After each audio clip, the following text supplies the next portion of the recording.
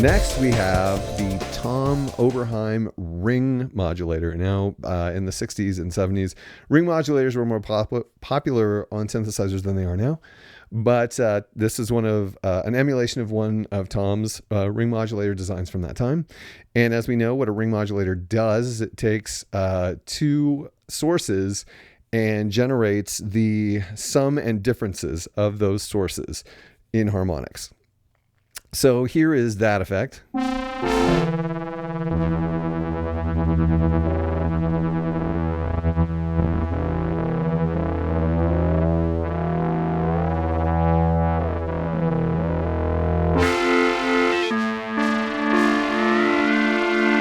It's a pretty intense effect. They've made it musical though, so like it doesn't just turn into crazy insane noise. It still stays musical even when it's all the way on. Of course, we do have this first knob controls the modulation frequency. This one controls the low note pitch tracking, which is why we're probably getting such nice pitches. Let's see.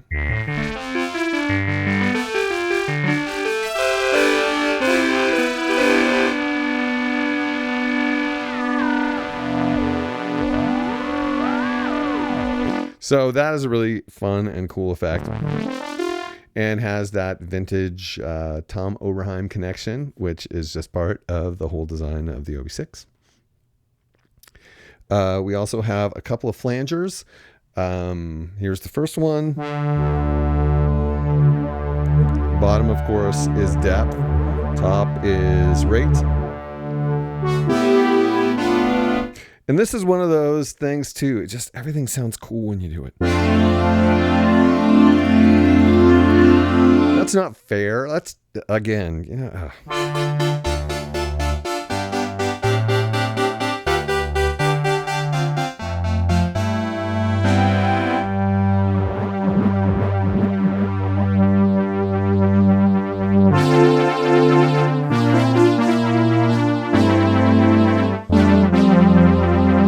Really great sounding flanger. The first flanger has high resonance, and then the second one has no feedback. So it's more like the original flanging that happened with reel-to-reels, which sort of which created this effect.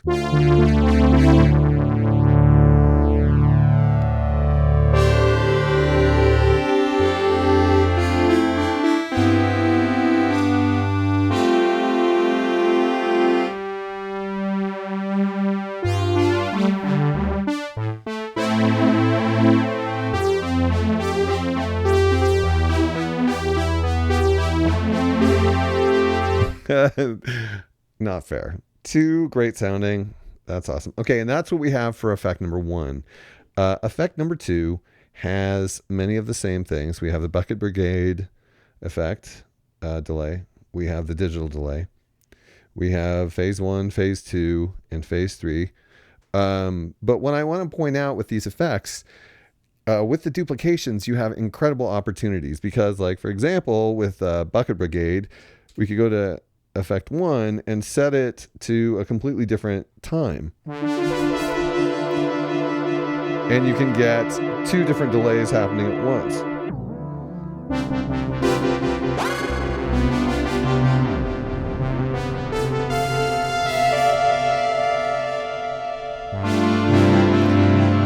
And that's true of any of these effects. So, I mean, we not only have these cool effects, but we have two different versions of the cool effect.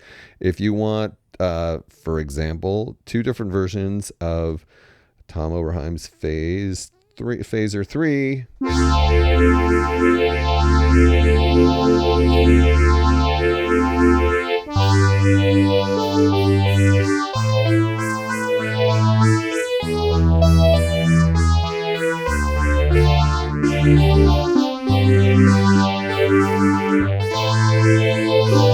I don't want to stop playing this. I just love that. I love having two different phasers at two different speeds. And when it's a phaser that sounds like this, I mean, how can you resist it? Okay. Past that, we have the ring modulator again. So you can get some really crazy ring modulator effects when you're stacking the ring modulators. We have flanger 1 and 2. And then because these effects are serial, the first effect goes into the second effect and then out. So they put the reverbs in the second effect because it's the last in the chain. We have the hall reverb.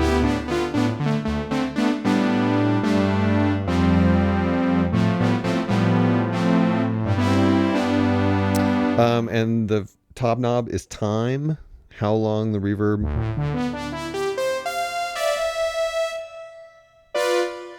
continues. And the second knob is early reflections.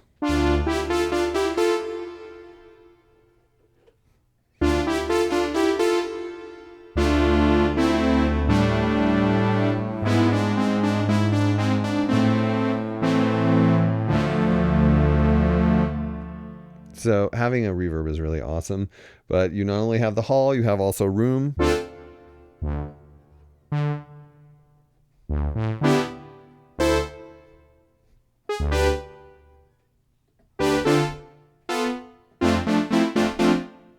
Kind of subtle. And again, knob number 2 is early reflections. A much more subtle sort of reverb, smaller. We have plate reverb, which emulates plate reverb effects.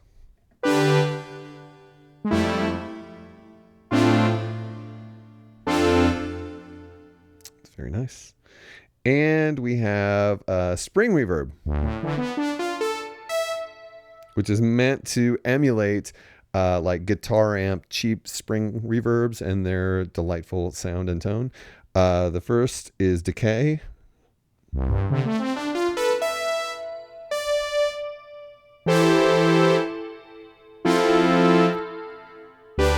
It's also helpful for us synthesizer players, like for example, the ARP 2600 had a small cheap spring reverb in it, and this is a lot less noisy. The bottom knob controls tone. So it's darker when it's all the way down. It's really cool.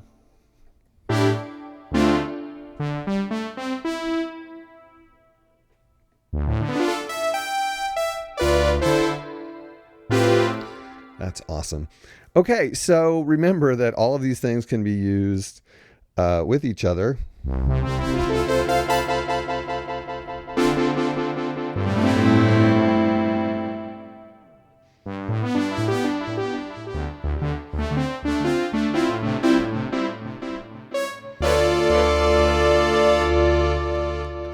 And there's so much possibility with the incredible functionality possible in the rest of the synthesizer. And then you add these effects to it. I mean, you've really got all your bases covered. And I have to say, like, I can't wait to get to the sequencer because so often these days, the sequencer is so easy to use. I just turn it on, add some effects, and it's like immediately incredible. Anyway, that is the effects section on the OB-6.